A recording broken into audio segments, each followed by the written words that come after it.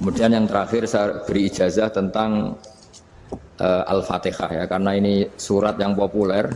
Kalau saya ijazahi Quran 30 juz pasti sampean nggak hafal. Atau ijazah surat Baqarah. Kalau mau Baqarah mau. Ijazahi surat Baqarah mau 2 juz setengah. Mau Mas Asep? Ya Fatihah aja yang gampang ya. Nah, ya kulhu Fatihah ini paket ringan ini. Tapi pahalanya apa? Besar. Ini beda ya, artinya selama ini mungkin Anda baca tapi monoton ya. Tapi ini saya bacakan teks aslinya tentang istilahnya itu mazaya itu kelebihannya Fatihah. Saya baca Arabnya dulu, nanti ini terakhir ini ijazah tadi kan saran-saran umum tentang sosial. Ya, pokoknya jadikan kebaikan itu punya nilai sosial yang baik lah. Jadi nanti orang yang nggak amanah nggak laku, ya calon bupati, gubernur, presiden yang nggak amanah juga nggak laku. Begitu juga kiai yang tidak amanah juga nggak laku, suami yang nggak amanah juga nggak laku, istri yang nggak amanah juga. Sehingga kebaikan ini jadi nilai sosial yang dalam tanda kutip sudah keniscayaan.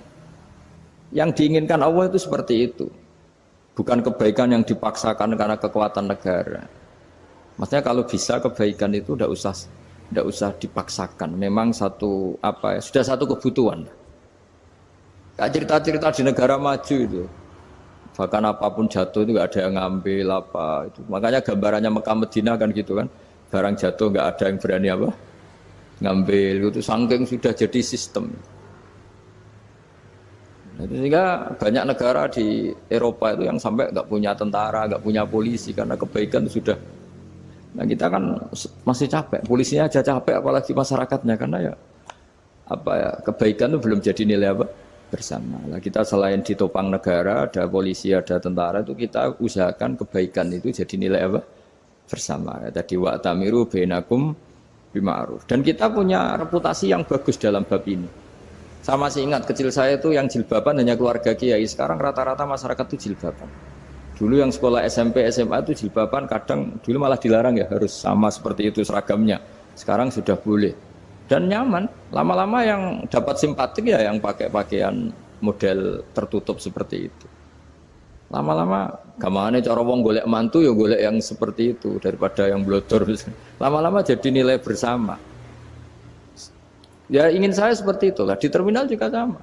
Orang mau makan cari warung yang kelihatan ada ayat kursinya, pakai jilbab, atau paling enggak dia enggak mungkin lah nyuguhkan yang tiren atau yang haram. Akan ada garansi sosial, ada apa? Ada garansi apa? Sosial dengan penampilan yang soleh itu kan, masa iya nyuguhkan oplosan babi gitu misalnya itu. Jadi nilai sosial itu harus harus benar-benar jadi nilai. Sehingga negara biar enggak capek-capek. Polisi juga gak capek kan, karena tugasnya corong Jawa mau ngawat-ngawati tok, tapi sudah tidak perlu tegang karena kebaikan sudah jadi nilai bersama.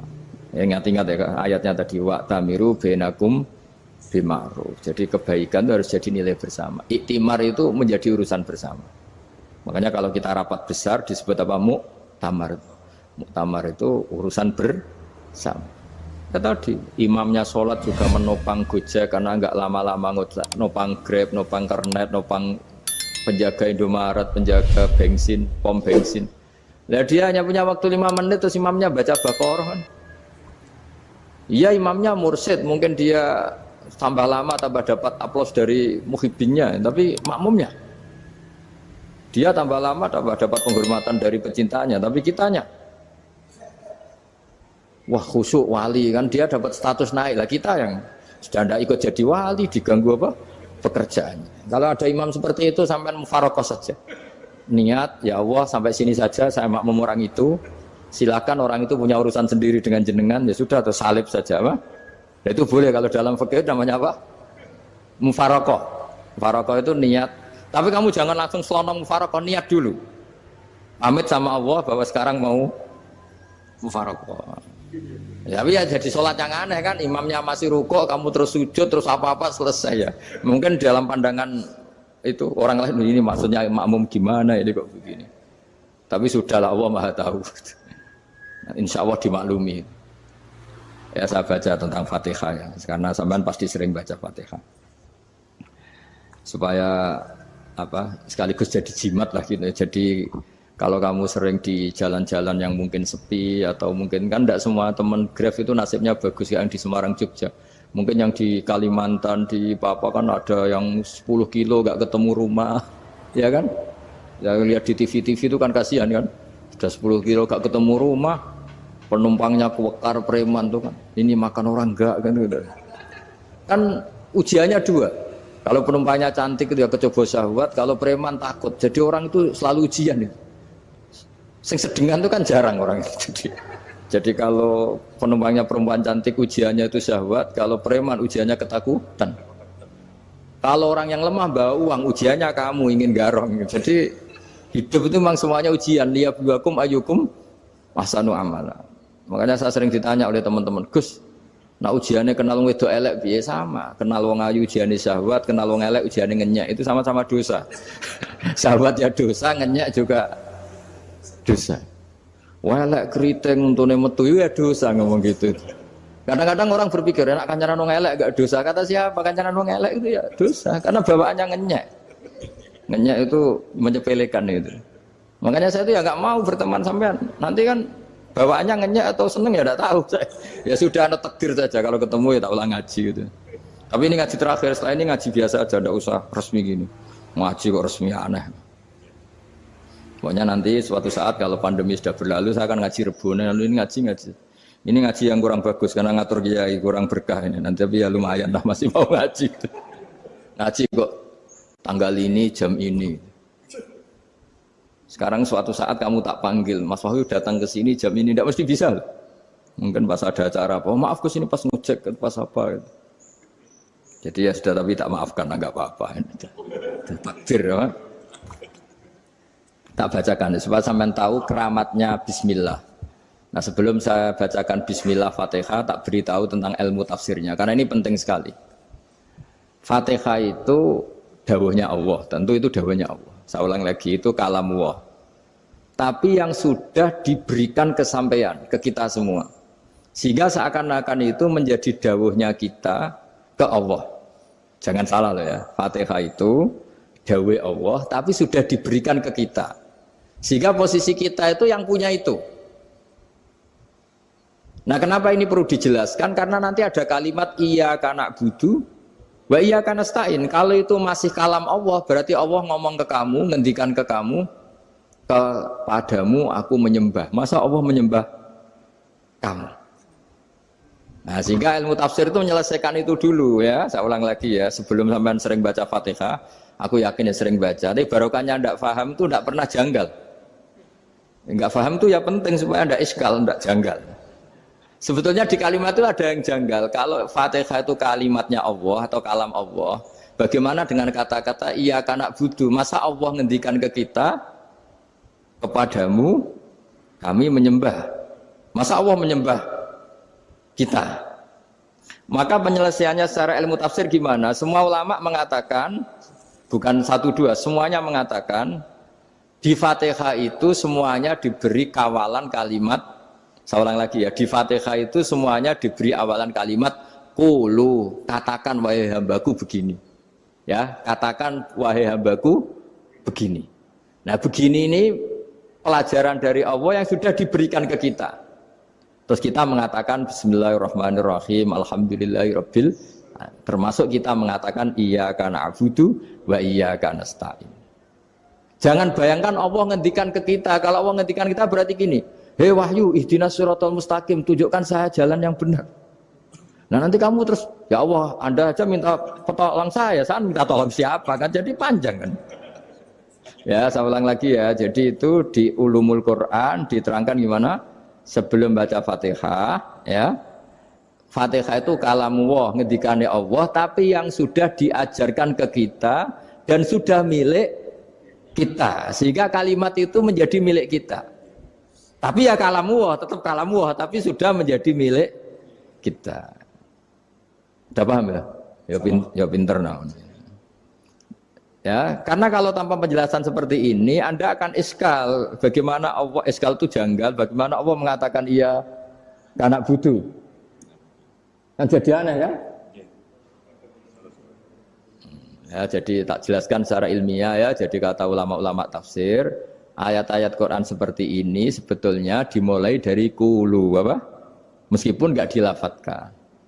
Itu kan sama dengan qul huwallahu ahad Muhammad. Katakan kalau Tuhan itu satu. Ya namanya Quran itu kan kalam Allah membina nabinya, membina umatnya. Makanya dikatakan atau enggak, di sini tersembunyi kata kulu, katakan.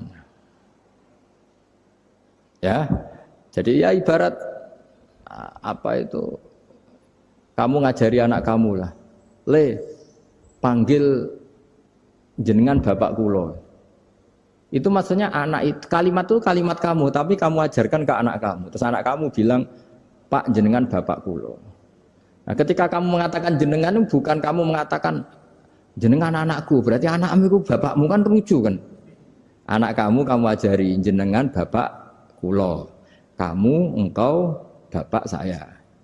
Terus anak kamu mengulang jenengan atau kamu bapak saya. Berarti itu kalimat yang kamu ajarkan, tapi sekarang sudah milik anak kamu. Kalau itu kalimat kamu kan lucu, masa anak kamu bilang bapak. Nah itu seperti itu. Jadi ulama memberi solusi atau jawaban iya karena abudu. Iya itu sebelumnya ada kata-kata kulu. Katakan wahai hambaku, hubungan kamu dengan saya adalah katakan iya karena abudu wa iya karena nasta'in. Terus hubungan kamu dengan saya katakan juga dalam doamu ihdinas siratal mustaqim. Jelas ya, jadi itu kalam Allah yang sudah milik kita karena diajarkan Allah untuk kita. Dong ya? Ya dong, gak jelas gak. Tapi bagus gak jelas itu bagus. Kalau kamu jelas gak jadi digrab, jadi gubernur. Min azimi fadliha kasratu asma'iha fadail ukhra. Ini cerita dramatisnya surat Al-Fatihah. Qala Abu Hurairah radhiyallahu anhu inna iblisa ranna khina unsitat al-Fatihah. Jadi iblis itu begitu kesakitan. Ini kitab Abu Abul Farad karangannya Sayyid Muhammad Alawi, juga kutipan dari beberapa kitab. Yang jelas beliau sendiri juga ngutip dari beberapa riwayat di beberapa hadis. Halaman 123. Ketika Fatihah turun itu iblis kesakitan. Kayak orang sakit gigi lah, tersiksa sisanya karena turunnya surat apa? Al-Fatihah. Artinya kalau Anda baca Fatihah dijiwai, maka Anda melemahkan setan, melemahkan iblis. Wa qala Mujahid, khina unzilat Fatihatul Kitab ronna fastama indahu asyayatin. Jadi ketika Fatihah itu turun, iblis itu terkapar lah kira-kira. Sampai dijenguk banyak setan. Jadi kamarnya di ICU lah kira-kira gitu kalau sekarang itu. Entah Covid entah enggak tahu, pokoknya di ICU sampai dijenguk banyak setan. Enggak tahu bawa apa enggak tahu, pokoknya dijenguk banyak setan. Ono yang nyangoni karena ini apa? Ketuanya apa? Pingsan, sakit. Jadi iblis itu sakit sampai dijenguk anak buahnya setan-setan. Ya, semoga kalian semua tidak kenal setan. Kalau kenal berarti teman, apa? Wa qalu misla dzalik. Wa qala lahum laisa mimma taquluna syai'un walakin unzilat suratun laisa ajru qailiha illa an harrama alaihi nar jahannam. Saya ini bukan sakit fisik kata iblis. Kamu tidak usah jenguk saya, datangkan dokter terbaik, tidak usah. Saya ini tidak sakit fisik. Saya ini sakit karena ada surat yang diturunkan, yang pahala yang melafatkan surat itu pasti selamat dari neraka. Padahal misi terbesar saya ini supaya manusia masuk neraka. Sekarang punya tamengnya. Wah pusing kan? Ya seperti orang lah, goda sampean ternyata sampean setia, itu kan pusing. Nah ternyata tidak setia, itu yang akhirnya ribet kan itu. Jadi iblis itu cita-cita terbesarnya kan semua orang itu masuk neraka. Nah sekarang turun satu surat yang gara-gara surat itu siapapun yang baca dijamin selamat dari neraka. Jadi walakin unzilat suratun laisa ajru qailiha illa an harramallahu alaihi nar jahannam. Karena jadi dia shock lah, kalau orang di Jawa itu bilang shock. Aduh sial nasib saya ini umat nggak bisa saya goda lagi karena punya tamengnya tadi punya. Qad tolakaidukum wa makrukum. Rekayasa kalian sekarang itu tidak ada gunanya semua. Nah, ini alhamdulillah di Indonesia kelihatan kan banyak yang miskin, banyak yang susah. Tapi selagi mereka masih sholat, itu keinginan mencari halal itu masih tinggi. Kayak apa kita di tengah kota, jauh dari anak istri, jauh dari tetangga. Biasanya kalau orang jauh dari anak istri, tetangga kan sakar PDW. Tapi yang soleh masih banyak, sudah jauh dari keluarga tetap lurus. Loh, kalau yang dekat lurus kan wajar, konangan wong akeh kan. Ini sudah jauh masih lurus. Nah ini nggak lepas dari barokahnya surat apa? Surat Fatihah tadi. Jadi karena ada surat yang menjamin pelafalnya atau qailiha terbebas dari api neraka. Wa qalat as-sayatinu lahu is ayyusai'in ta'muruna ya maulana. Faqala lahum idhabu wajtahidu hatta tukhfilu qulubahum hatta la yaqulu hadhihi surah. Lalu kita gimana? Jari para setan gitu. Lalu kita gimana? Terus kata iblis, sudah bikin mereka lupa sehingga tidak baca lagi. Selagi masih baca kita pasti keok. Jadi kalau sampean sudah jarang baca Fatihah itu berarti sudah bagian dari kemenangan apa? Iblis. Jadi kalau sampean sudah jarang baca Fatihah itu berarti bagian dari kekalahan Anda, kemenangan iblis. Masih sering baca? Berapa kali? Terus apa lagi?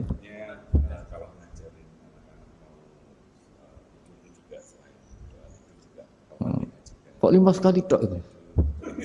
Berarti pas sholat fardu tok itu. Enggak 5 kali itu mendingan itu 17. Kamu itu ngitungnya jangan 5 ini. 5 waktu itu berarti lumayan kan? Berapa? 17 ya? Ya. 17 ya? Ya. 17, tapi kalau makmum tuh sering separuh kan, apalagi makmum tarawih. Ya kan? Makmum tarawih itu bacanya Fatihah ada yang sempurna enggak ya? Ya enggak lah. Baru alhamdulillahirabbil alamin mampu rukuk ikut rukuk gitu. Makmum kan yang tarawih lah Mas. Kalau tarawih jarang sempurna ya. Fatihahnya itu.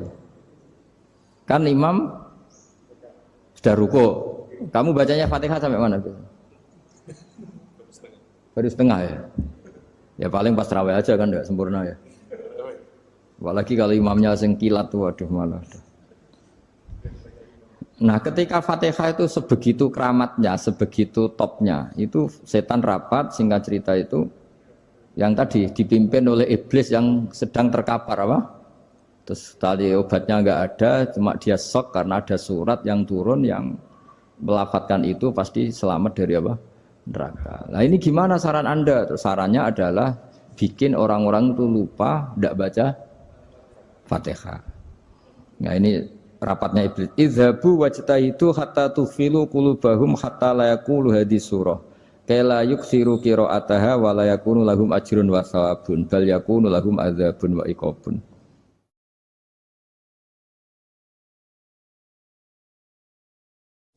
Jadi saya mohon selama ini Anda sudah baca, tapi mungkin hanya rutin saja. Napa rutin? Saja. Jadi barokahnya ngaji ini kamu punya kekuatan atau punya semangat membaca karena ini surat yang luar biasa. Ibarat gini, kalau sampean tanya, saya juga sering mikir, masa Gus hanya surat kok punya kekuatan seperti itu? Di dunia ini kata Allah, mulai Nabi Adam sampai kiamat, nggak ada yang bisa menandingi kekuatan kalimah. Kalimah itu kata-kata. Nggak ada yang bisa menandingi kata-kata. Misalnya Anda nge-grab, berangkat istri cuek, berangkat cuek. Itu beda dengan ketika meskipun satu kalimat. Wes Pak, muga-muga dilindungi pangeran, mugi-mugi jenengan selamat. Itu menjadi teduh dan semangatnya luar biasa karena kayak mendapat support. Jadi kira-kira kalimat itu hubungannya kita dengan Allah Fatihah itu seperti itu. Kamu melafadzkan satu kata-kata yang dibenarkan langit bumi, dibenarkan aras, dibenarkan malaikat, dibenarkan semua penghuni di dunia ini. Sehingga itu efeknya luar biasa. Itu seperti gini ya, kamu cerai sama istri, terus nikah lagi katut babon. 10 tahun anak kamu dididik, ibunya benci kamu. Dan memang Anda layak dibenci. Duwidek. Dan sampai nggak pernah manggil kamu Pak. Suatu saat, kamu tentu rindu kan, ingin dipanggil Bapak oleh anak kamu. Suatu saat anak ini manggil kamu Pak E. Wah itu senengnya bukan main. Hanya sebuah kata-kata. Makanya kadang-kadang orang itu tanya sama kiai, ijazah lafadz ini gunanya apa sih? Itu ijazah-ijazah itu untaian kata-kata. Yang kata-kata ini dibenarkan langit dan bumi dan aras dan para malaikat sehingga efeknya itu luar Nah ibarat seperti itulah, kamu melafadzkan Fatihah itu melafadzkan kata-kata yang dibenarkan Allah dan Rasul dan semua malaikat, semua penghuni langit. Maka ini efeknya pasti luar. Nah di sini lah orang-orang dulu tuh tahu keramatnya itu, sehingga ketika melawan Belanda, melawan Jepang dulu itu kalimat-kalimat itu menjadi mantra yang luar biasa. Doa lah, doa yang luar biasa. Tapi di era modern karena orang sudah tidak ngerti itu, dianggap itu mantra, jimat, khurafat, bid'ah, waduh ribet meneh malah. Sebetulnya tidak seperti itu. Memang kata-kata ini kekuatannya luar biasa. Sama kesakitan hati kamu juga karena itu. Wis ngojek wangilan. Lha Pak di bojo kok kowe gagahe tok kere. Wah, iku seling terus mesti. Padahal kalimat itu kan tidak melukai secara fisik, tapi apa kerjanya sesuk sarah-sarasen. Karena terus dengan pengadilan seperti itu kan, ngapain kerja demi perempuan yang seperti ini? Lagi-lagi kata-kata ini luar. Nah bayangkan kalau kata-kata itu adalah kalimat yang diajarkan Allah lewat Rasulnya, lewat malaikat Jibril. Kayak apa kekuatannya? Nah, kira-kira Fatihah itu gitu.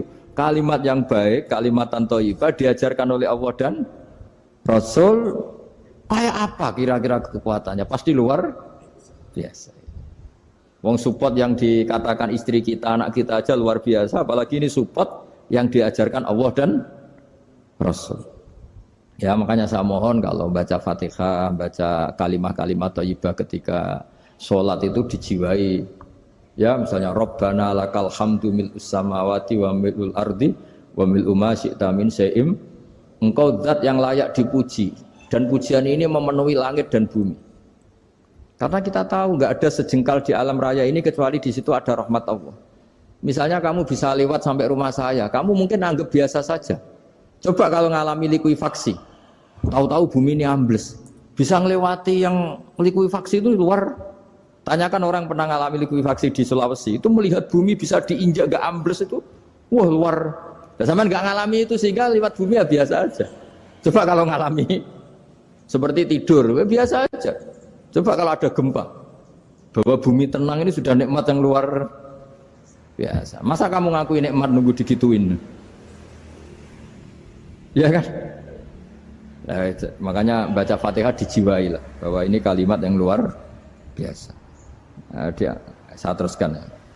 Warwa Muslimun fi sahihihi an Ibnu Abbas radhiyallahu anhuma annahu qala bainama Jibril alaihi salam qaidun dan Nabi sami anaqidan min fawqi farafa'a ra'sahu faqala hadza babun minas sama futihal yawma lam yuftah qaddu ilal yaum fanazala minhu malakun faqala hadza malakun nazza ilal ardi wa lam yanzil qaddu ilal yauma fasallim waqal absyir binuraini qad uti tahuma lam yu'tahuma nabiyyun qablak Fatihatul kitab wa khawatimu suratil Baqarah. Jadi suatu saat Jibril ini jagongan kira-kira gitu sama Rasulullah. Tahu-tahu langit itu gemuruh. Karena langit gemuruh kata Jibril terus semuanya ngangkat kepala ke langit. Ini pintu langit baru ini dibuka, yang sebelumnya tidak pernah dibuka seperti ini. Turunlah malaikat, yang malaikat ini pun malaikat spesial, yang enggak malaikat murahan lah kira-kira gitu, yang enggak pernah turun ke bumi kecuali juga saat itu. Dengan penyambutan yang luar biasa, dengan semuanya tidak pernah terjadi. Hanya karena bahwa surat Fatihah. Jadi ini surat yang luar biasa, pengawalannya lewat malaikat yang spesial, enggak pernah turun di bumi kecuali saat itu. Penyambutannya juga enggak pernah seperti itu, baru seperti itu. Jadi semuanya itu spesial. Nah, kenapa ini spesial? Karena di situ ada isi puja-puji kepada Allah Subhanahu wa ta'ala. Ada ikrar kita, alhamdulillahirabbil alamin, arrahmanir rahim. Ikrar ini penting. Kalau contoh paling gampang gitulah. Kamu punya istri selama ini cerewet terus. Suatu saat ngomong, "Pak, tak angen-angen ra ono wong lanang koyo sampeyan." Wah, itu langsung tidak ada lelaki sebaik engkau. Itu sampean senengnya Masya Allah. Karena ada ikrar dari seorang istri ke kamu. Nah bayangkan kalau ikrar kita sebagai hamba diakui oleh Allah Subhanahu, maka ikrar ini akan dicatat sebagai kebaikan kita yang kita panen nanti di akhirat. Karena ada ikrar. Kita ikrar bahwa alhamdulillahirabbil alamin, kita ikrar ar-rahmanir rahim, kita ikrar maliki yaumiddin, kita ikrar iyyaka na'budu wa iyyaka nasta'in. Sampean misalnya jadi orang Indonesia, ketemu orang Indonesia yang makmur di Jerman. Terus lupa Indonesia. Kamu orang Indonesia? Enggak, saya enggak orang Indonesia. Mangkel gak kira-kira? Mangkel. Karena salah ikrar kan gitu. Ya jadi saya mohon jangan anggap kalimat itu hal yang biasa, tapi luar biasa. Nggih, ngoten mawon. Assalamualaikum warahmatullahi wabarakatuh.